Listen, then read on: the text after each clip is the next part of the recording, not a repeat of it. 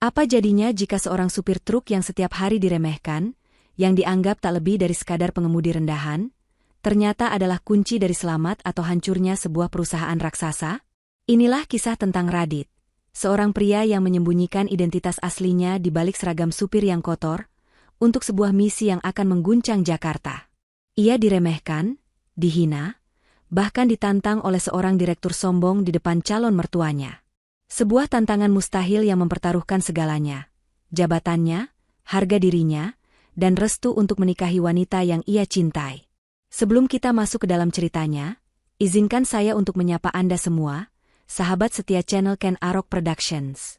Jangan lupa untuk menekan tombol subscribe, nyalakan loncengnya, berikan like, dan tuliskan komentar terbaik kalian untuk mendukung kami terus berkarya.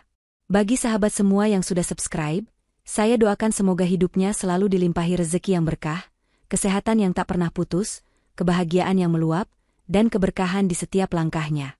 Amin ya Rabbal Alamin. Boleh dong, tulis di kolom komentar, sahabat semua sedang menonton dari daerah mana saja? Mari kita saling sapa. Insya Allah, setiap doa baik yang kita panjatkan akan didengar dan dikabulkan oleh Tuhan Yang Maha Kuasa, penguasa alam semesta. Sekarang, mari kita mulai. Bagian 1.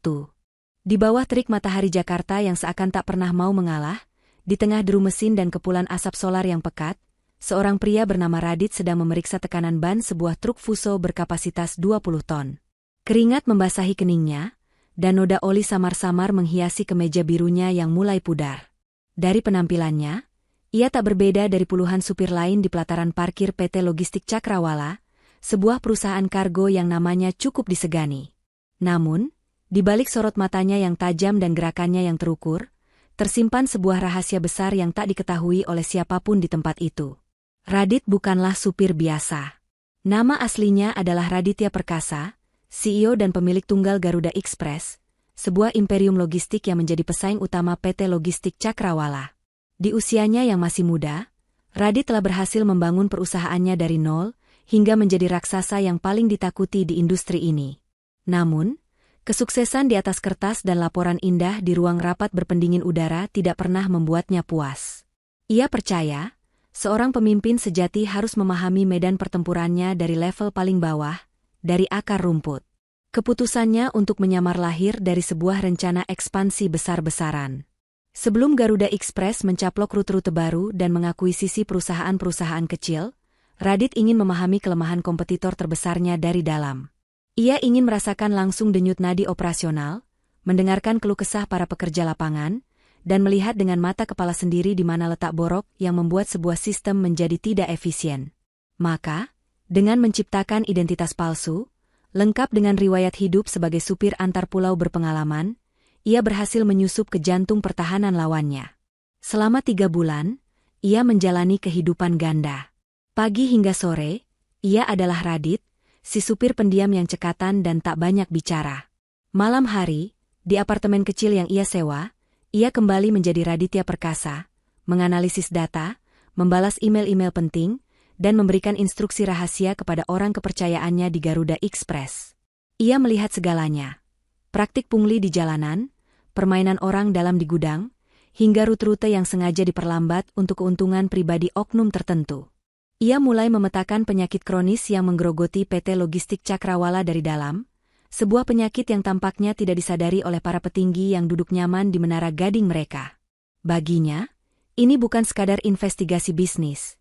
Ini adalah sebuah pembuktian filosofi kepemimpinannya, bahwa masalah terbesar seringkali tersembunyi di tempat yang paling dianggap sepele. Dan ia, sang CEO yang menyamar, berada tepat di pusat badai yang akan datang. Sore itu, langit Jakarta mulai diwarnai semburat jingga. Aktivitas di gudang utama PT Logistik Cakrawala masih riuh rendah. Suara forklift yang hilir mudik, teriakan para kuli angkut, dan gesekan palet kayu di lantai beton menciptakan sebuah orkestra kebisingan yang sudah menjadi santapan sehari-hari bagi Radit. Ia baru saja selesai memarkirkan truknya setelah menempuh perjalanan melelahkan dari Merak. Saat sedang membersihkan tangannya yang kotor dengan sehelai lap usang di dekat pos keamanan, sebuah mobil sedan mewah berwarna hitam metalik berhenti tak jauh darinya. Pintu penumpang terbuka, dan keluarlah sesosok gadis dengan penampilan yang begitu kontras dengan lingkungan sekitarnya. Mengenakan blus sederhana namun elegan dan celana bahan yang rapi, rambutnya yang panjang tergerai indah. Wajahnya memancarkan kelembutan yang teduh. Gadis itu adalah Anissa, putri tunggal Pak Hendra, sang pemilik perusahaan. Kehadirannya sontak menarik perhatian beberapa pekerja yang langsung menunduk hormat. Namun, Anissa hanya tersenyum ramah kepada mereka. Senyuman tulus yang terasa menyejukkan di tengah panasnya suasana gudang. Takdir seolah punya rencana sendiri hari itu. Saat Anissa berjalan menuju kantor utama, sebuah forklift yang melaju agak kencang di tikungan tanpa sengaja menyenggol tumpukan drum oli kosong di dekatnya. Beberapa drum menggelinding jatuh, salah satunya mengarah tepat ke jalur Anissa. Para pekerja lain terkesiap, tak sempat berbuat apa-apa. Namun, Radit, dengan refleks secepat kilat yang terlatih, melompat dan menahan drum itu dengan tubuhnya sesaat sebelum mengenai Anissa. Suara dentuman logam yang beradu dengan lantai membuat semua orang terdiam. "Anda tidak apa-apa, Mbak?" tanya Radit sambil menyingkirkan drum itu, suaranya tenang namun penuh perhatian. Anissa, yang sempat terkejut, menatap penyelamatnya. Ia melihat seragam yang kotor, wajah yang berkeringat, namun juga sepasang mata yang memancarkan ketegasan dan kecerdasan. Tak ada sedikit pun raut ketakutan atau keinginan mencari muka di sana. Saya baik-baik saja. Terima kasih banyak, Pak." Anissa menggantungkan kalimatnya, tak tahu nama pria di depannya. "Radit," jawabnya singkat sambil mengangguk. "Terima kasih, Pak Radit. Anda cepat sekali tadi," puji Anissa tulus. Bukannya langsung pergi, Anissa justru memulai percakapan. Ia menunjuk ke arah truk Radit. Sepertinya mesin truk itu terdengar lebih halus dari yang lain. "Apakah ada perlakuan khusus?" Radit sedikit terkejut. Jarang sekali ia bertemu anak seorang pemilik perusahaan besar yang memiliki kepekaan terhadap hal-hal teknis seperti itu. "Hanya perawatan rutin, Mbak. Mesin itu seperti manusia. Jika kita merawatnya dengan baik, dia tidak akan pernah mengkhianati kita di jalan," jawab Radit, menggunakan filosofi sederhana yang sering ia terapkan dalam bisnisnya. Percakapan ringan itu pun mengalir.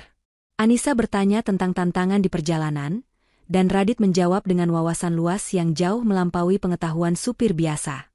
Ia berbicara tentang manajemen risiko di jalan tol, efisiensi bahan bakar, hingga titik buta logistik yang sering diabaikan. Anissa mendengarkan dengan saksama, raut kekaguman mulai terlukis di wajahnya. Ia merasa pria di hadapannya ini memiliki sesuatu yang berbeda, sebuah kedalaman yang tersembunyi di balik penampilan sederhananya. Pertemuan singkat di tengah kebisingan gudang itu meninggalkan kesan mendalam di hati Anissa, dan tanpa mereka sadari, sebuah benih simpati telah tertanam di antara keduanya. Langit cerah di atas PT Logistik Cakrawala ternyata menipu. Di dalam gedung perkantoran yang megah, badai besar sedang mengamuk. Aura kepanikan terasa pekat di lantai eksekutif, merayap dari satu ruangan ke ruangan lain. Selama 2 bulan terakhir, perusahaan sedang digerogoti oleh sebuah masalah yang kian hari kian membusuk dan kini telah mencapai titik kritis. Rute pengiriman utama mereka, jalur darat lintas Sumatera yang menjadi tulang punggung pendapatan perusahaan, sedang sekarat. Setiap pengiriman yang menuju kota-kota besar seperti Palembang, Padang, hingga Medan selalu mengalami keterlambatan yang tidak masuk akal. Jadwal yang seharusnya ditempuh dalam 3 hari molor menjadi seminggu. Yang lebih parah, selalu ada laporan kehilangan barang. Awalnya hanya beberapa kardus kecil, namun lama-kelamaan, barang-barang elektronik berharga, suku cadang otomotif, hingga bahan baku industri mulai raib secara misterius di tengah perjalanan. Kerugian material sudah mencapai ratusan juta, tapi yang lebih tak ternilai adalah reputasi perusahaan yang mulai hancur berkeping-keping. Puncak dari krisis ini datang dalam bentuk sebuah email bernada dingin dan tegas yang mendarat di meja Pak Hendra. Nusantara Mart, klien terbesar dan paling setia mereka, sebuah jaringan retail raksasa dengan ratusan gerai di seluruh Sumatera, akhirnya kehilangan kesabaran. Mereka memberikan ultimatum, selesaikan masalah ini dalam 1 bulan, atau kontrak kerjasama senilai puluhan miliar per tahun akan diputus secara sepihak. Bagi PT Logistik Cakrawala, ini bukan lagi sekadar ancaman, ini adalah lonceng kematian. Kehilangan Nusantara Mart akan memicu efek domino yang bisa meruntuhkan seluruh fondasi bisnis yang telah dibangun Pak Hendra selama puluhan tahun. Kabar ini menyebar seperti api di antara para manajer dan direktur. Rapat-rapat darurat digelar hampir setiap hari, namun tak ada satupun solusi yang berhasil ditemukan. Tim investigasi internal menemui jalan buntu. Para supir yang bertugas di rute itu memberikan keterangan yang berbeda-beda. Ada yang mengaku dihadang di jalan sepi, ada yang merasa dibius saat istirahat di rumah makan, namun tak ada satupun bukti fisik yang bisa dipegang. Kepolisian juga angkat tangan karena lokasi kejadian yang selalu acak dan minimnya saksi. Perusahaan seolah sedang melawan hantu. Di tengah kekacauan ini, Radit, yang sering mengambil rute-rute pendek di Jawa, mengamati segalanya dari kejauhan. Telinganya menangkap bisik-bisik ketakutan dari sesama supir dan raut wajah cemas para staf gudang. Sebagai seorang ahli strategi, instingnya mengatakan bahwa ini bukanlah serangkaian perampokan acak. Ini adalah sebuah operasi yang terencana, sistematis, dan kemungkinan besar, dikendalikan oleh seseorang dari dalam perusahaan itu sendiri. Krisis besar ini, tanpa disadari oleh para petinggi, justru menjadi panggung yang sempurna bagi Radit untuk menunjukkan siapa dirinya sebenarnya. Ruang rapat utama PT Logistik Cakrawala terasa lebih dingin dari biasanya, bukan karena pendingin udara, melainkan karena atmosfer beku yang menyelimuti setiap orang di dalamnya. Pak Hendra duduk di ujung meja dengan wajah sekeras batu, tatapannya tajam menuntut jawaban. Di sekelilingnya, para kepala divisi dan manajer duduk dengan tegang, tak ada yang berani membuka suara. Di tengah ruangan, yang menjadi pusat perhatian adalah Ibu Ranti, Direktur Operasional perusahaan. Wajahnya memerah, bukan karena malu, tapi karena amarah yang tertahan. Dialah yang paling bertanggung jawab atas kelancaran semua rute pengiriman, dan kini, posisinya berada di ujung tanduk. Merasa terdesak, Bu Ranti melakukan apa yang selalu dilakukan oleh orang-orang yang tak mau disalahkan, mencari kambing hitam. Dengan suara yang lantang dan penuh keyakinan palsu, ia mulai menyajikan analisisnya. Pak Hendra, setelah saya selidiki, masalah ini akarnya sudah jelas. Ini bukan soal sistem atau keamanan. Ini adalah masalah sumber daya manusia di level paling bawah. Ucapnya, matanya menyapu seluruh ruangan seolah mencari pembenaran. Para supir kita ini mentalnya lemah. Mereka tidak disiplin, tidak punya integritas, dan mudah disuap. Saya yakin, mereka sengaja berkolaborasi dengan para perampok itu untuk mendapatkan keuntungan pribadi. Tuduhan keji itu menggantung di udara, membuat beberapa manajer yang lebih bijak merasa tidak nyaman. Pada saat yang bersamaan, Radit kebetulan sedang berjalan di koridor di luar ruang rapat untuk mengantarkan dokumen pengiriman. Pintu kaca yang sedikit terbuka membuatnya bisa mendengar dengan jelas setiap kata yang diucapkan Bu Ranti. Hatinya langsung panas. Ia tahu betul bagaimana perjuangan para supir di jalanan, mempertaruhkan nyawa melawan begal, kantuk, dan rindu pada keluarga. Menuduh mereka berkhianat adalah sebuah penghinaan yang tak bisa ia terima. Dengan sopan, ia mengetuk pintu lalu membukanya sedikit. Maaf, Bapak, Ibu, saya tidak sengaja mendengar. Mohon izin memberikan sedikit pandangan. Ucap Radit dengan suara yang tenang namun tegas, membuat seisi ruangan menoleh kaget padanya. Bu Ranti membelalakan matanya. Siapa kamu? Berani-beraninya masuk rapat direksi. Radit mengabaikan hardikan itu dan menatap lurus ke arah Pak Hendra. Pak, dengan segala hormat, kemungkinan besar masalahnya bukan pada supir, tapi ada tikus di dalam sistem kita. Pola kehilangan barang terlalu rapi untuk disebut perampokan biasa. Pasti ada yang membocorkan jadwal, manifest barang, dan titik istirahat yang aman. Pelakunya pasti orang dalam yang punya akses ke data-data itu. Analisis yang singkat, logis, dan tepat sasaran itu membuat Pak Hendra terdiam sejenak, merenung. Namun bagi Bu Ranti, interupsi dari seorang supir rendahan ini adalah tamparan keras di wajahnya. Harga dirinya yang setinggi langit terasa diinjak-injak. Ia berdiri dari kursinya, menunjuk lurus ke arah Radit dengan jari gemetar karena amarah. Hei! Teriaknya, suaranya menggema di ruangan yang sunyi itu. Kamu itu cuma supir di sini. Cuma supir. Beraninya kamu mengajari saya, seorang direktur, cara bekerja. Memangnya kamu tahu apa tentang manajemen logistik? Hah? Lancang sekali mulutmu itu. Ia tertawa sinis, tawa yang penuh dengan racun penghinaan. Pulang saja ke kampungmu. Dasar supir kampung, tidak tahu diri. Semua orang terdiam membisu. Penghinaan itu terlalu brutal, terlalu terbuka. Radit hanya berdiri mematung, ekspresinya tetap tenang, namun sorot matanya berubah menjadi dingin dan tajam. Ia tidak membalas, karena ia tahu, pertempuran yang sesungguhnya baru saja akan dimulai. Dan ia akan memastikan, orang yang terakhir tertawa bukanlah wanita sombong di hadapannya itu. Keheningan yang canggung dan berat menyelimuti ruang rapat setelah ledakan amarah Bu Ranti. Hinaan kasarnya menggantung di udara, membuat semua orang merasa serba salah. Radit tetap berdiri di posisinya. Punggungnya lurus, wajahnya tak menunjukkan emosi, seolah kata-kata berbisa itu hanyalah angin lalu baginya. Namun, di dalam hatinya, sebuah badai sedang bergejolak.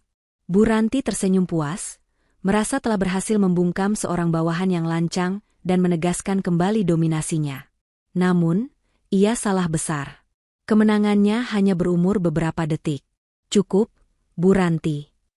Sebuah suara yang lembut namun memancarkan wibawa yang tak terbantahkan memecah keheningan. Semua mata serempak menoleh ke arah pintu. Di sana, Anissa berdiri. Ia rupanya baru saja tiba untuk menemui ayahnya, dan tanpa sengaja menyaksikan seluruh adegan memalukan itu dari ambang pintu. Wajahnya yang biasanya ramah kini terlihat datar, sorot matanya yang teduh kini menatap tajam, lurus ke arah Bu Ranti. Anissa melangkah masuk ke dalam ruangan dengan anggun.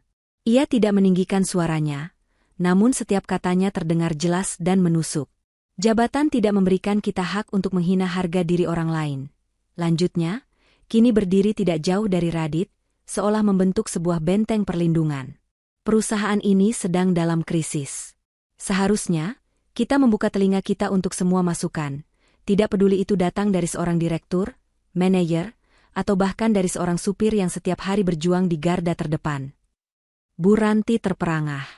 Ia tidak menyangka akan mendapat perlawanan dari putri sang pemilik perusahaan. Anissa, kamu tidak mengerti masalahnya. Orang ini... Saya mengerti, Bu, potong Anissa dengan cepat, namun tetap sopan. Saya mengerti bahwa Bapak ini tadi memberikan analisis yang masuk akal tentang kemungkinan adanya sabotase internal. Sementara yang saya dengar dari Ibu hanyalah tuduhan tanpa bukti yang menyalahkan seluruh supir kita. Mana yang lebih konstruktif? Tanyanya, sebuah pertanyaan retoris yang membungkam seisi ruangan. Ia kemudian menoleh kepada Radit, tatapannya melembut. Terima kasih atas keberanian Bapak untuk berbicara. Saya menghargainya. Lalu, ia kembali menatap Bu Ranti dan seluruh jajaran manajemen dengan tatapan kecewa. Jika cara kita menyelesaikan masalah adalah dengan saling menghina dan menutup telinga, maka jangan heran jika klien sebesar Nusantara Mart meninggalkan kita. Mungkin masalah sebenarnya di perusahaan ini bukanlah keterlambatan pengiriman, tapi krisis kepemimpinan dan hilangnya rasa saling menghormati. Kata-kata Anissa menjadi tamparan tak kasat mata yang jauh lebih menyakitkan daripada teriakan Bu Ranti. Seluruh manajer menundukkan kepala, sementara Bu Ranti hanya bisa menelan ludah, wajahnya pucat pasi menahan amarah dan malu. Pak Hendra, yang sejak tadi hanya diam mengamati, menatap putrinya dengan pandangan yang sulit diartikan. Ia melihat kedewasaan dan ketegasan yang tak pernah ia lihat sebelumnya. Ia juga melirik Radit, pria yang berhasil memancing keluar sisi singa betina dari putrinya yang lembut. Pembelaan tak terduga dari Anissa ini tidak hanya menyelamatkan harga diri Radit saat itu, tetapi juga secara tidak langsung telah menyalakan api perseteruan yang lebih besar dan menarik garis pertempuran yang jelas di dalam perusahaan. Rapat yang tadinya panas itu berakhir dengan cara yang paling canggung. Setelah kata-kata tajam Anissa, tak ada lagi yang berani bersuara. Satu persatu para manajer keluar dari ruangan dengan wajah tertunduk, menghindari tatapan Bu Ranti yang kini memancarkan kebencian murni ke arah Radit. Bu Ranti sendiri tidak langsung pergi.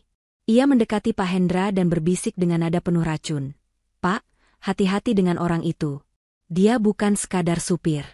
Saya curiga dia penyusup dari perusahaan saingan yang sengaja mendekati Anissa untuk menghancurkan kita dari dalam. Pak Hendra tidak menanggapi, namun benih kecurigaan yang ditanam Bu Ranti jatuh di tanah yang subur. Sebagai seorang ayah dan pebisnis ulung, instingnya langsung menyala. Analisis Radit memang cerdas, tetapi pembelaan putrinya yang begitu gigih terasa tidak wajar. Ada sesuatu yang janggal dari supir bernama Radit ini. Ia menyuruh Anissa untuk pulang lebih dulu, lalu dengan tatapan dingin, ia memerintahkan sekretarisnya, "Panggil supir bernama Radit itu ke ruangan saya. Sekarang." Kabar itu sampai ke telinga Radit saat ia sedang membantu beberapa kernet mengangkat barang. Panggilan dari kantor CEO untuk seorang supir adalah kejadian yang sangat langka, dan biasanya selalu berujung pada surat pemecatan. Semua mata memandanginya dengan campuran rasa kasihan dan penasaran. Tanpa gentar, Radit membersihkan tangannya, merapikan kemejanya yang sedikit kusut, dan berjalan dengan langkah mantap menuju menara perkantoran. Memasuki ruangan Pak Hendra serasa memasuki dunia lain. Lantai marmer yang mengkilap, perabotan kayu jati yang mewah, dan dinding kaca raksasa yang menyuguhkan pemandangan kota Jakarta dari ketinggian. Di atas meja mahoni yang besar, terpajang beberapa foto Anissa dalam berbagai usia, tersenyum bahagia. Pemandangan itu sejenak membuat Radit merasa seperti penyusup di sebuah wilayah sakral. Pak Hendra duduk di kursi kulitnya yang megah, tangannya saling bertaut di atas meja. Ia menatap Radit dalam diam selama hampir 1 menit penuh, sebuah taktik intimidasi psikologis untuk meruntuhkan mental lawannya. "Duduk," perintahnya dengan suara berat dan tanpa basa-basi. "Siapa kamu sebenarnya?" Radit duduk dengan tenang. "Nama saya Radit, Pak. Supir di divisi lintas Jawa." "Jangan bermain-main denganku," desis Pak Hendra, matanya menyipit. "Seorang supir biasa tidak akan punya analisis setajam itu. Wawasanmu tentang sabotase internal, pembocoran data, itu bukan pengetahuan yang bisa kau dapatkan di warung kopi pinggir jalan. Dari mana kau belajar semua itu?" Radit sudah menduga pertanyaan ini akan datang. "Pengalaman, Pak," jawabnya dengan jujur, meskipun tidak sepenuhnya. "Saya sudah bertahun-tahun di jalanan. Saya banyak mendengar, banyak melihat, dan banyak belajar dari kesalahan, baik kesalahan saya maupun orang lain.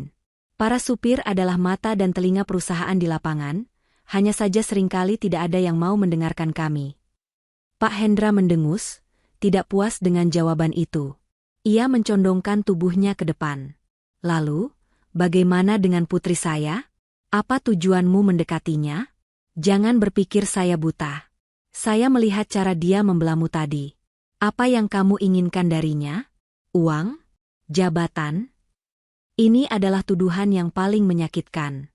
Radit merasakan amarahnya naik, namun ia berhasil menekannya. "Saya tidak punya tujuan apa-apa terhadap Mbak Anissa, Pak. Saya hanya mengagumi kebaikan hatinya. Beliau membela saya karena beliau melihat ketidakadilan. Itu saja." Namun, di mata seorang ayah yang protektif, semua jawaban logis terdengar seperti kebohongan. Pak Hendra kini yakin, pria di hadapannya ini berbahaya. Ia mungkin bukan sekadar supir, tapi ia jelas menyembunyikan sesuatu. Pertemuan itu berakhir tanpa kesimpulan, namun menyisakan hawa permusuhan yang pekat. Radit keluar dari ruangan itu dengan sebuah kesadaran baru. Ia kini tidak hanya melawan Bu Ranti, tetapi juga harus menghadapi tembok besar bernama Pak Hendra, sang pemilik tahta sekaligus ayah dari wanita yang mulai mengisi relung hatinya.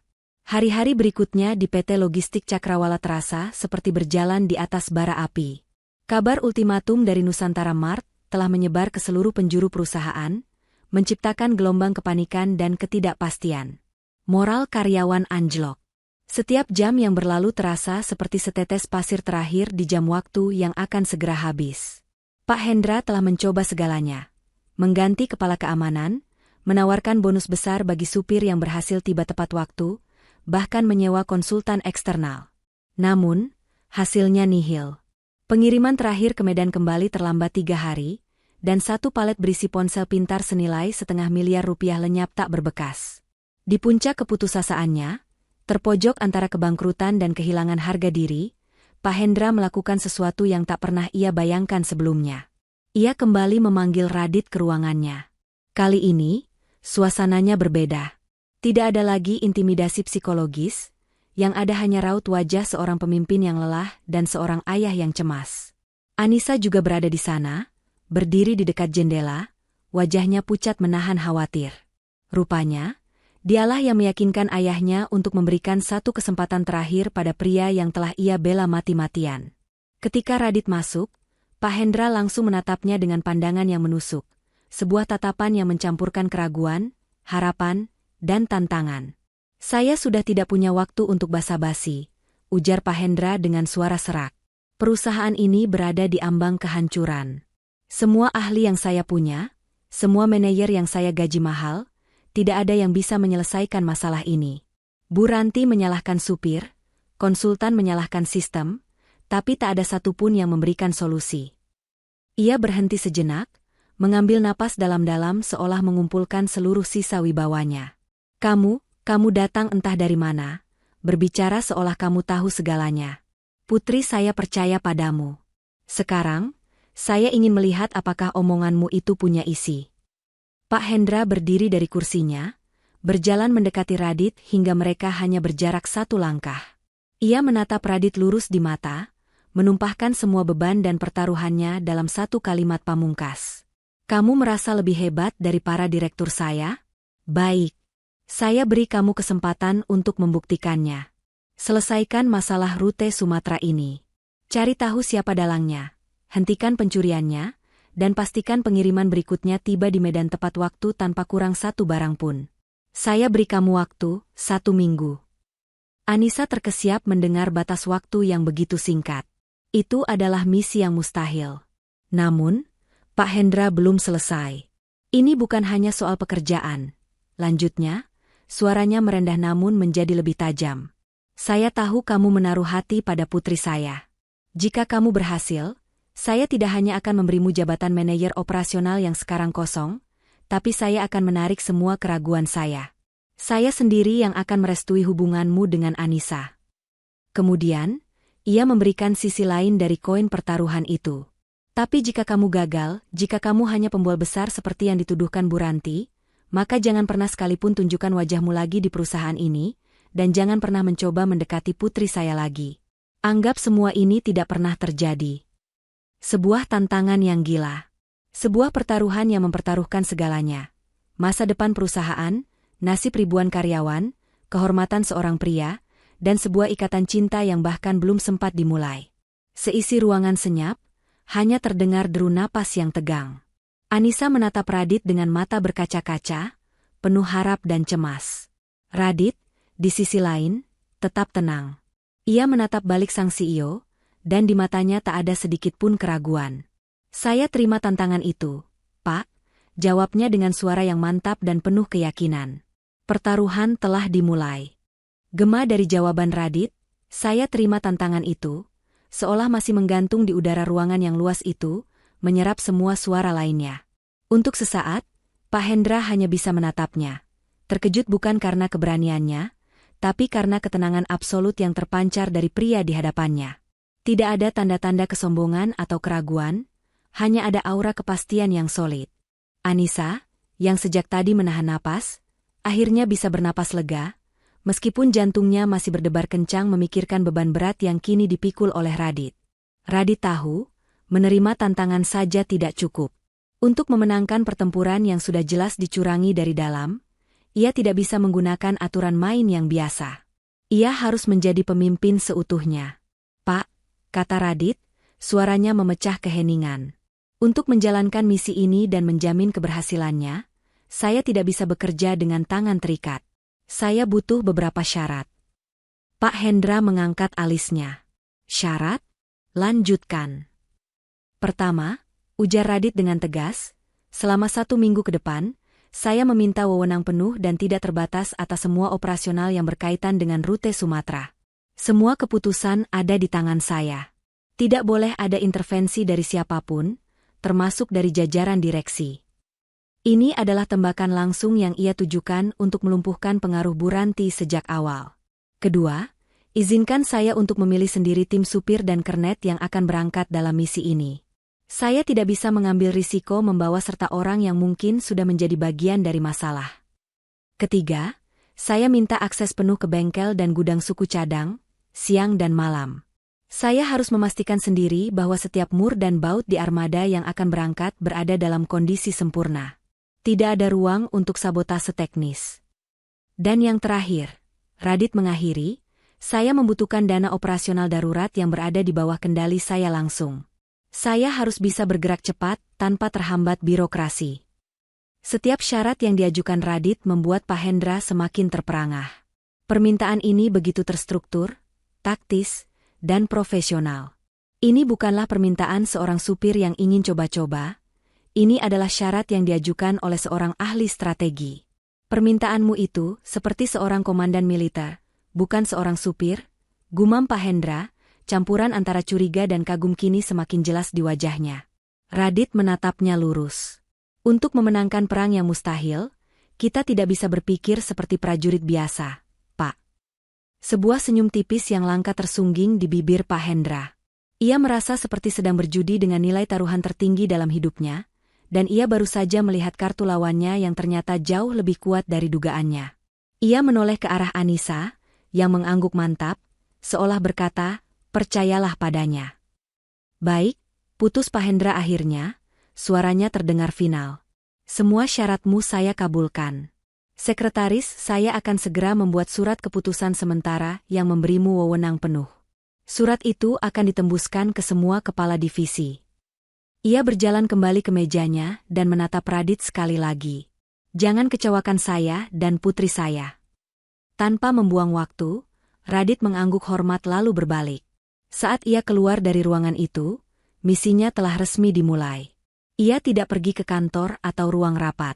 Tujuan pertamanya adalah kembali ke habitatnya, pelataran parkir yang berdebu dan bengkel yang berbau oli. Di sana, di antara para pekerja lapangan, ia mulai mengumpulkan pasukannya. Bukan para supir yang besar mulut, melainkan beberapa orang pendiam yang selama ini ia amati memiliki dedikasi dan kejujuran yang luar biasa. Sang CEO yang menyamar itu kini telah melepas topengnya sebagai pengamat, dan bertransformasi menjadi seorang jenderal lapangan yang siap memimpin pasukannya dalam sebuah misi hidup atau mati. Waktu 1 minggu sudah mulai berdetak. Surat keputusan sementara yang memberikan Radit wewenang penuh, bagaikan gempa tektonik kecil yang mengguncang seluruh struktur kekuasaan di PT Logistik Cakrawala. Kabar itu menyebar dari mulut ke mulut dengan kecepatan kilat, dari lobi mewah hingga ke pos satpam terluar. Seorang supir kini memegang kendali penuh atas misi paling krusial dalam sejarah perusahaan. Bagi sebagian karyawan, ini adalah sebuah lelucon. Bagi yang lain, ini adalah secercah harapan yang aneh. Namun bagi Ibu Ranti, ini adalah sebuah deklarasi perang. Di dalam kantornya yang mewah, Bu Ranti membaca salinan surat keputusan itu dengan tangan gemetar, bukan karena takut, melainkan karena amarah yang membakar hingga ke ubun-ubun. Wajahnya yang biasa dipoles riasan mahal kini mengeras seperti topeng porselen yang retak. Ia merasa dipermalukan, dilangkahi, dan dilecehkan secara profesional. Seorang supir kampung, anak kemarin sore yang dibela oleh putri manja sang bos, kini diberi kuasa untuk memerintahnya. Ini adalah penghinaan yang tidak akan pernah bisa ia maafkan. Tanpa membuang waktu, ia meraih ponselnya. Jari-jarinya dengan cepat menekan nomor-nomor telepon yang tersimpan dalam daftar kontak rahasianya. Jaring-jaring kekuasaannya yang telah ia bangun selama bertahun-tahun melalui intimidasi dan politik kantor kini mulai ia gerakan. Sulis, desisnya pada kepala bengkel di seberang telepon. Supir baru itu akan datang meminta armada terbaik. Pastikan semua truk Fuso yang baru, mendadak, butuh perbaikan besar. Berikan dia, peti-peti mati, berjalan itu. Paham? Telepon berikutnya adalah ke bagian keuangan. Desi, dana operasional untuk misi Sumatera akan diajukan atas nama Radit. Tahan uang itu selama mungkin. Cari 1001 alasan birokrasi. Katakan formulirnya salah, butuh tanda tangan direktur keuangan yang sedang dinas luar kota. Buat dia frustrasi. Tidak berhenti di situ, ia menyebar racun melalui para mandor dan kepala gudang yang setia padanya. Rumor mulai beredar, Radit adalah orang gila yang sedang menjalankan misi bunuh diri untuk mencari muka. Siapapun yang mengikutinya pasti akan ikut terseret ke jurang pemecatan saat ia gagal. Tujuannya jelas, mengisolasi Radit, membuatnya tampak tidak kompeten, dan memastikan kegagalannya menjadi sebuah keniscayaan yang mutlak. Dan benar saja, saat Radit tiba di bengkel bersama 3 supir tua paling jujur yang berhasil ia rekrut, ia langsung disambut oleh tembok pertama. Pak Sulis, kepala bengkel, memasang wajah penuh penyesalan palsu. Aduh, Pak Radit, maaf sekali. Semua unit prima kami sedang dalam perawatan terjadwal. Tapi tenang saja. katanya sambil menunjuk ke deretan truk di sudut bengkel yang paling gelap. Ini ada beberapa unit legendaris. Memang usianya sudah tua, tapi tenaganya masih seperti badak. Radit menatap deretan truk itu. Catnya sudah mengelupas, bannya aus, dan dari salah satu mesinnya bahkan ada rembesan oli samar. Ini bukan armada, ini adalah tumpukan masalah yang menunggu untuk terjadi di tengah jalan. Saat salah satu orangnya mencoba mengambil dana di kantor keuangan, ia kembali dengan tangan hampa, membawa setumpuk formulir yang harus diisi ulang. Sabotase Bu Ranti berjalan mulus dan nyaris tak terlihat. Wanita itu tersenyum licik dari balik jendela kantornya, menyaksikan Radit dan tim kecilnya dikepung oleh masalah dari segala sisi. Ia yakin, dalam waktu kurang dari 2 hari, supir sombong itu akan datang mengemis ampun dan menyerah. Di hadapan deretan truk rongsokan yang disodorkan padanya, ketiga supir senior yang mendampingi Radit hanya bisa menggelengkan kepala dengan pasrah. Raut wajah mereka menyeratkan kekalahan bahkan sebelum perang dimulai. Sudah saya duga, Mas Radit, keluh Pak Ujang, supir paling senior dengan rambut yang sudah memutih. Kita sengaja diberi jebakan. Mesin-mesin ini bahkan mungkin tidak akan kuat sampai Cikampek. Namun, di tengah keputusasaan itu, Radit justru melakukan sesuatu yang tak terduga. Ia tersenyum. Sebuah senyum tipis yang penuh dengan ketenangan dan keyakinan. Ia berjalan mendekati salah satu truk, menepuk-nepuk bodinya yang berkarat seolah sedang menyapa seorang kawan lama. Pak Ujang, mereka tidak memberi kita jebakan, kata Radit, suaranya terdengar jelas dan mantap, menarik perhatian tim kecilnya. Mereka memberi kita kesempatan untuk membuktikan bahwa yang terpenting bukanlah kemewahan armadanya, tapi ketangguhan orang-orang di baliknya. Ia membuka lengan kemejanya hingga ke siku, memperlihatkan lengannya yang kokoh. Sekarang, mari kita tunjukkan pada mereka cara membangkitkan monster besi yang terluka ini. Seketika itu juga, bengkel yang tadinya sunyi berubah menjadi panggung kerja yang luar biasa. Radit tidak bertingkah seperti seorang bos. Ia melompat ke bawah kolong truk, tangannya yang terbiasa memegang pena mahal kini berlumuran oli kotor. Ia memeriksa sendiri setiap selang, setiap kabel, setiap sambungan gardan dengan ketelitian seorang ahli mesin. Pengetahuannya yang mendalam tentang dunia otomotif, sesuatu yang ia pelajari bukan dari buku, tapi dari hobinya membongkar pasang mesin sejak remaja, membuat para supir senior itu ternganga kagum. Ia bukan hanya memberi perintah, ia memimpin dengan teladan. Melihat semangat Radit, api di dalam diri Pak Ujang dan yang lainnya kembali menyala. Mereka bekerja bahu-membahu, siang dan malam. Suara ketukan palu, derit kunci Inggris, dan percikan las menjadi musik pengiring mereka. Radit mengoordinasikan semuanya dengan presisi seorang jenderal lapangan.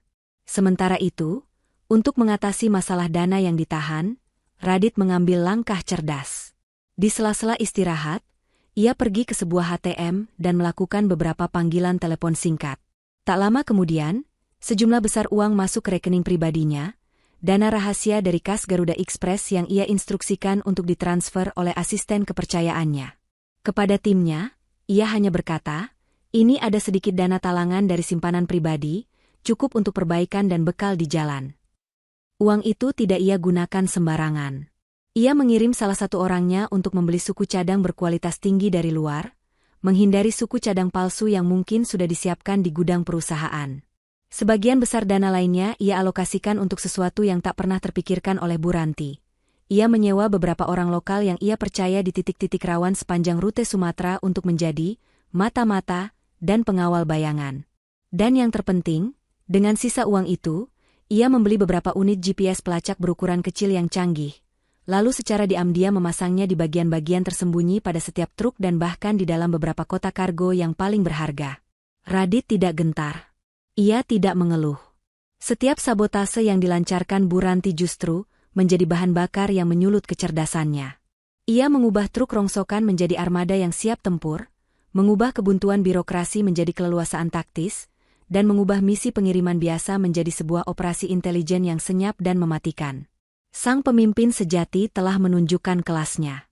Di bawah langit subuh Jakarta yang masih pucat, 3 truk tua yang telah dihidupkan kembali itu menderu serempak. Suara mesin mereka, yang beberapa hari lalu terdengar seperti batuk orang tua, kini terdengar mantap dan bertenaga, hasil dari kerja keras tanpa henti di bawah komando Radit. Armada yang diremehkan itu mulai bergerak perlahan meninggalkan pelataran parkir PT Logistik Cakrawala, disaksikan oleh tatapan sinis beberapa karyawan dan mata-mata Bu Ranti yang yakin mereka sedang mengantar nyawa. Radit sendiri yang mengambil alih kemudi truk terdepan. Melalui radio komunikasi internal yang baru ia pasang, ia memberikan instruksi yang jelas kepada dua supir senior di belakangnya. Strategi pertamanya langsung diterapkan. Mereka tidak berangkat tengah malam seperti jadwal biasa yang sudah menjadi rahasia umum. Mereka berangkat saat azan subuh berkumandang, sebuah waktu yang tak terduga dan mematahkan kebiasaan para pelaku sabotase yang mungkin sudah menunggu di pos-pos langganan mereka. Perjalanan itu tidak mulus. Di ruas tol Cikampek, ban salah satu truk meletus. Namun, seolah sudah mengantisipasi, tim kecil itu bekerja dengan efisiensi luar biasa. Dalam waktu kurang dari 20 menit, ban serep berkualitas tinggi yang sudah disiapkan Radit telah terpasang, dan mereka kembali melanjutkan perjalanan, hanya kehilangan sedikit waktu. Rintangan kecil itu justru semakin memadatkan solidaritas di antara mereka. Memasuki Pelabuhan Merak, Radit kembali membuat keputusan taktis. Ia tidak menggunakan jasa penyeberangan langganan perusahaan. Menggunakan dana pribadinya, ia membayar lebih untuk mendapatkan slot di kapal feri yang lebih cepat dan memiliki catatan keamanan lebih baik, menghindari kemungkinan adanya orang dalam di pelabuhan. Begitu mendarat di Bakauheni, strateginya menjadi lebih berani. Ia menginstruksikan konvoi untuk meninggalkan jalan lintas utama yang mulus namun rawan, dan memilih untuk masuk ke jalur tikus, jalan provinsi yang sedikit lebih berliku namun jarang dilalui oleh truk-truk besar. Ini adalah pertaruhan, namun Radit yakin para penjarah tidak akan menyangka target mereka mengambil rute yang tidak efisien ini. Tepat 24 jam kemudian, sebuah pesan singkat masuk ke ponsel Pak Hendra yang sedang memimpin rapat evaluasi yang muram di Jakarta. Pesan itu dari Radit, singkat namun isinya bagaikan ledakan bom di tengah kesunyian. Konvoi tiba di gudang transit Palembang. Tiba 2 jam lebih cepat dari jadwal tercepat yang pernah tercatat. Seluruh kargo telah diperiksa. Jumlah 100% utuh. Segel aman. Lanjut ke Jambi. Pak Hendra membaca pesan itu sekali, 2 kali, 3 kali. Ia hampir tidak percaya. Ia menyuruh sekretarisnya untuk menelepon langsung kepala gudang Palembang untuk konfirmasi. Jawabannya sama. Untuk pertama kalinya dalam 3 bulan, pengiriman ke Sumatera berhasil melewati rintangan pertamanya tanpa cacat sedikitpun. Seulas senyum tipis yang hampir tak terlihat terbit di wajahnya. Di sudut ruangan, Anissa yang juga ikut dalam rapat, menunduk menyembunyikan senyum kelegaan dan kebanggaan yang tak terkira. Kabar itu sampai ke telinga Bu Ranti seperti sambaran petir di siang bolong. Rencananya gagal total. Truk rongsokan itu seharusnya sudah mogok bahkan sebelum sampai Merak. Ia meraih ponselnya dengan geram, menghubungi salah satu preman bayarannya. Bagaimana bisa mereka lolos? Di mana mereka sekarang? Bentaknya. Jawaban dari seberang sana membuatnya semakin murka. Targetnya menghilang dari jalan utama. Keberhasilan pertama Radit ini telah mengubah keraguan menjadi kekaguman di mata Pak Hendra, dan mengubah rasa percaya diri Bu Ranti menjadi kepanikan. Kemenangan ronde pertama telah diraih, namun di ujung sana, sang ular berbisa justru sedang mempersiapkan serangan yang jauh lebih mematikan. Keberhasilan di Palembang adalah kemenangan kecil, namun Radit tahu betul bahwa musuh yang terluka akan menjadi jauh lebih buas dan nekat. Saat konvoinya bergerak meninggalkan Jambi menuju Pekanbaru, ia merasakan intuisinya menajam. Ia sengaja menempatkan truk yang membawa kargo ponsel pintar, barang paling berharga dalam pengiriman kali ini, di posisi paling belakang, dikemudikan oleh Pak Ujang.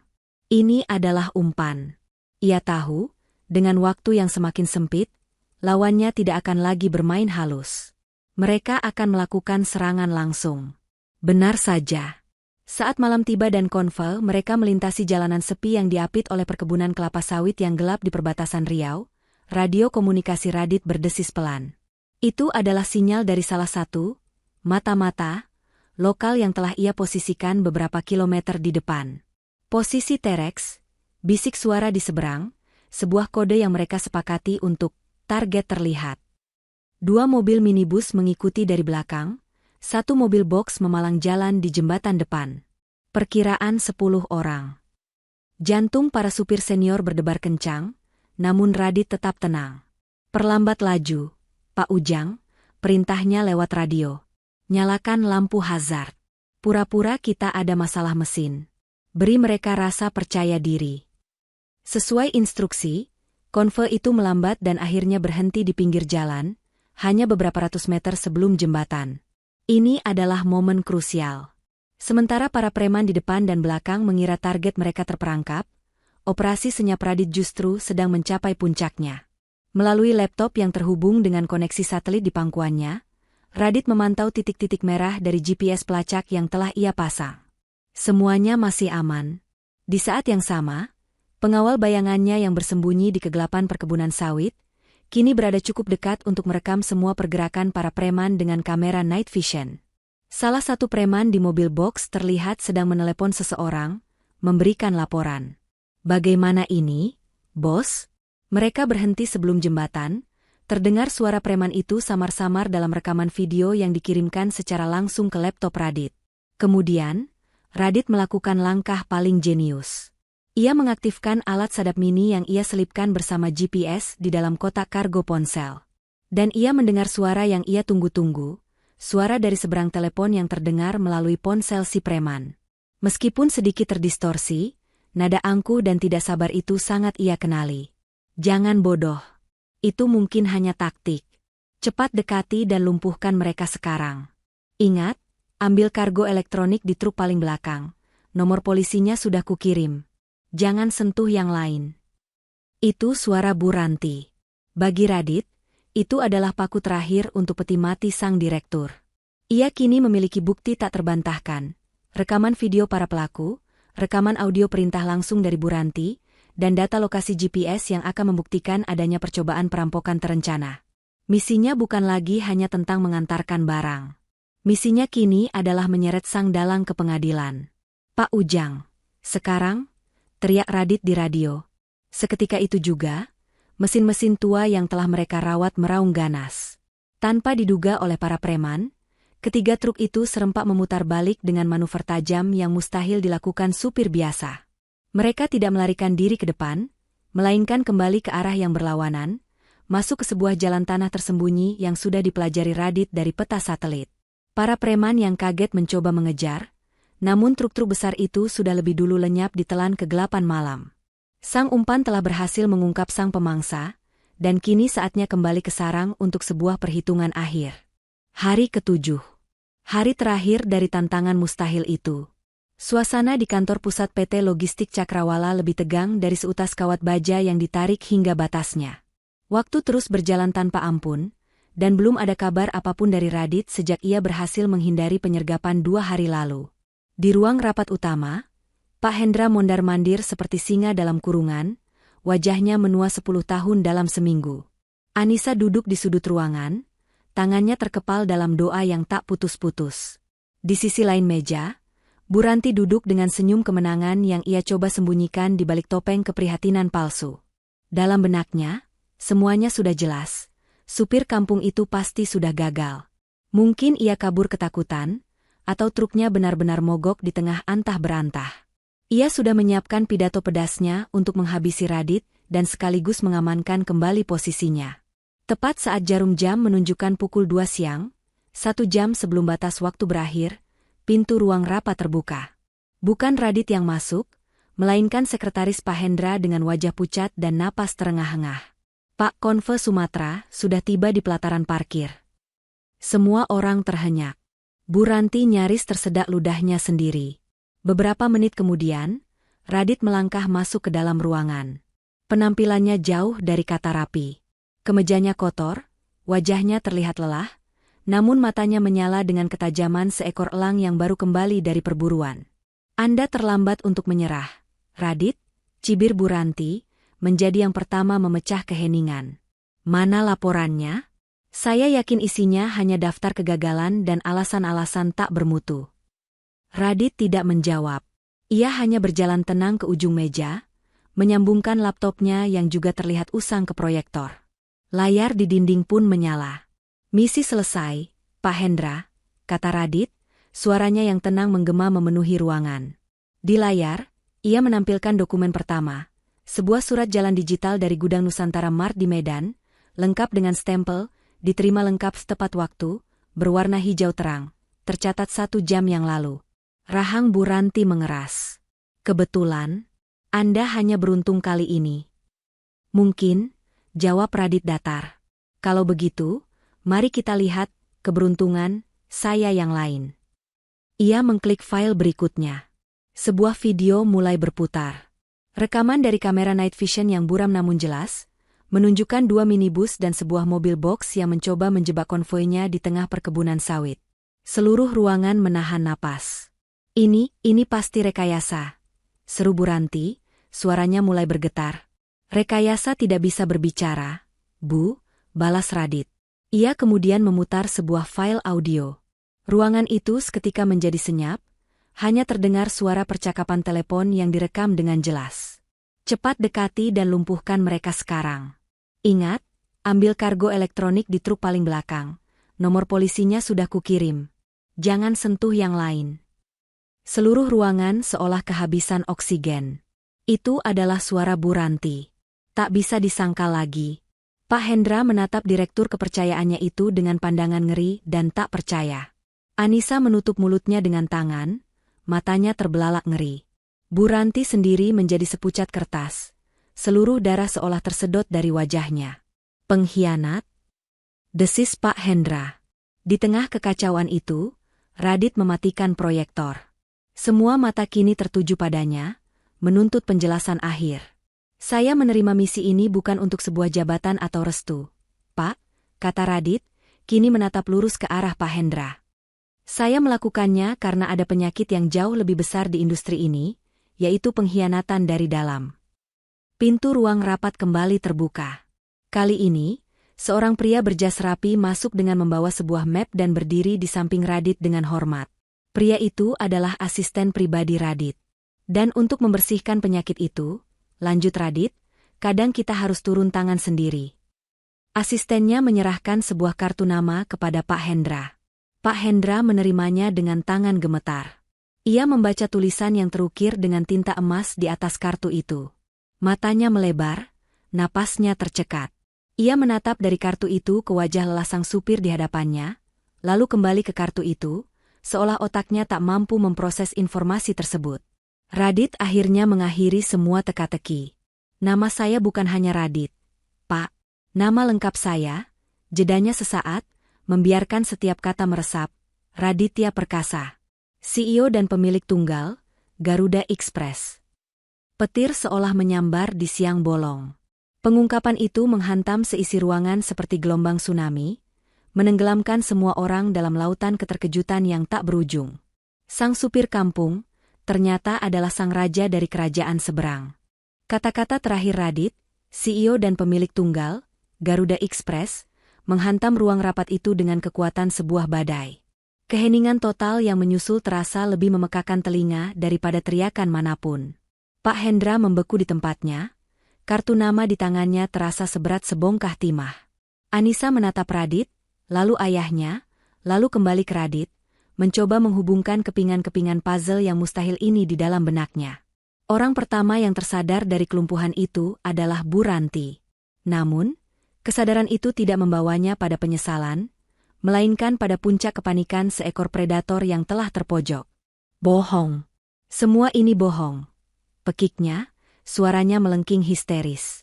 Ia berdiri dengan kasar, kursinya terjungkal ke belakang. Matanya yang liar menatap sekeliling, mencari sekutu yang tak akan pernah ia temukan. Dia pembohong. Dia sengaja menyusup untuk mencuri data kita. Semua bukti itu palsu. Dia mau menghancurkan PT Logistik Cakrawala. Pak Hendra, jangan percaya padanya. Namun, jeritan keputusasaannya kini terdengar hampa. Radit bahkan tidak perlu membantah. Ia hanya berdiri diam, membiarkan bukti-bukti yang telah ia sajikan berbicara untuknya. Ketenangannya menjadi cermin yang memantulkan dengan sempurna kepanikan dan kebusukan Bu Ranti. Pak Hendra akhirnya bergerak. Perlahan, ia meletakkan kartu nama Radit di atas meja.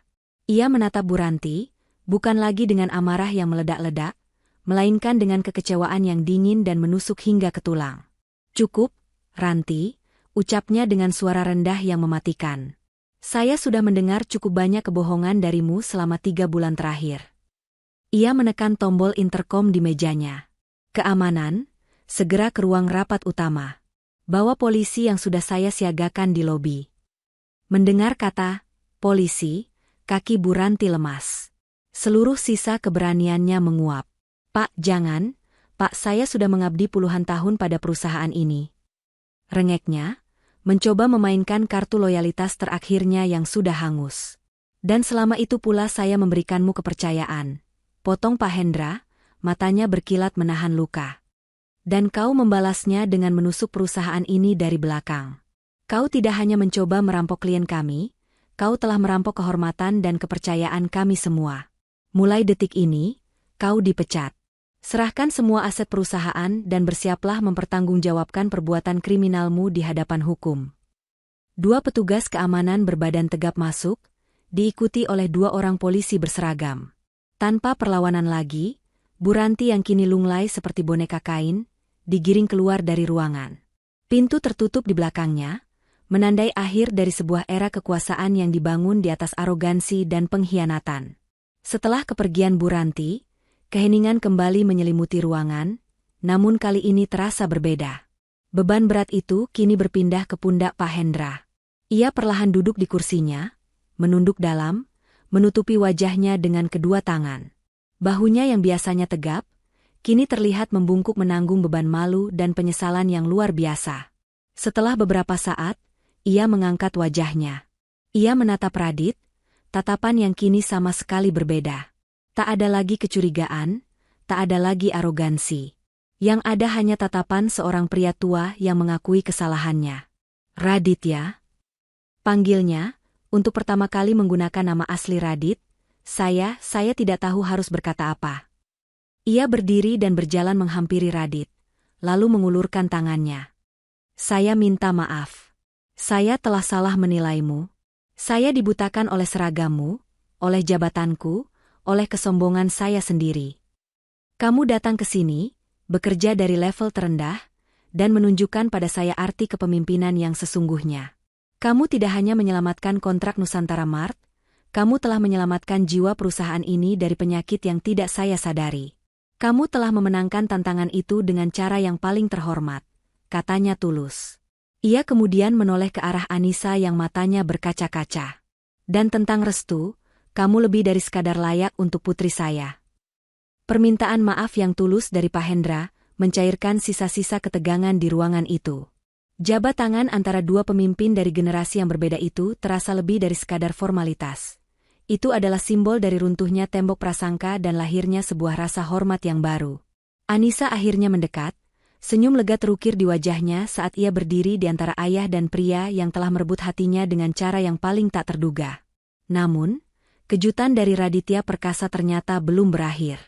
Pak Hendra, kata Radit setelah mereka melepaskan jabat tangan. Tujuan saya menyamar di sini pada awalnya, memang untuk mempelajari kelemahan kompetitor. Tapi selama 3 bulan saya menjadi bagian dari perusahaan ini, saya justru menemukan hal lain. Saya menemukan kekuatan terbesarnya. Pak Hendra dan Anissa menatapnya dengan penuh tanya. Kekuatan itu ada pada orang-orang seperti Pak Ujang dan para supir jujur lainnya. Mereka adalah tulang punggung sejati yang loyalitasnya tak ternilai, meskipun seringkali tidak dihargai, lanjut Radit. PT Logistik Cakrawala memiliki fondasi yang kuat dan sejarah yang panjang. Sayangnya, fondasi itu hampir rubuh karena satu pilar yang keropos. Ia berhenti sejenak, menatap lurus ke mata Pak Hendra dengan keseriusan seorang visioner. Karena itu, saya tidak datang ke sini untuk menghancurkan perusahaan Anda. Saya datang untuk menawarkan sebuah masa depan. Saya tidak ingin menjadi pesaing Anda lagi. Saya ingin menjadi mitra Anda. Radit menguraikan visinya. Sebuah proposal yang begitu berani dan brilian, hingga membuat Pak Hendra terkesiap. Bukan akuisisi atau pengambil alihan, melainkan sebuah merger. Penggabungan 2 kekuatan raksasa. Garuda Express dengan teknologinya yang canggih, jaringan internasional, dan manajemen modern, akan bersatu dengan PT Logistik Cakrawala yang unggul dalam pengalaman di rute-rute domestik yang sulit dan memiliki loyalitas karyawan inti yang teruji. Bersama, kata Radit dengan penuh semangat, kita tidak hanya akan menjadi yang terbesar di Jakarta atau Sumatera. Kita akan membangun perusahaan logistik terbesar dan paling terpercaya di seluruh Indonesia, dari Sabang sampai Merauke. Sebuah perusahaan yang dibangun di atas nilai efisiensi, teknologi, dan yang terpenting, rasa hormat kepada setiap karyawan, dari level CEO hingga supir di lapangan. Pak Hendra terdiam. Namun kali ini bukan karena keterkejutan, melainkan karena kekaguman yang meluap. Di hadapannya bukan lagi seorang supir, bukan pula seorang CEO saingan, melainkan seorang pemimpin sejati yang melihat jauh ke depan. Tanpa ragu sedikitpun, ia mengangguk mantap. Saya setuju. Mari kita bangun masa depan itu bersama. Di tengah kesepakatan bersejarah itu, Radit menoleh dan menatap Anissa, yang sejak tadi mendengarkan dengan mata berbinar-binar. Mbak Anissa, panggilnya lembut, kembali menggunakan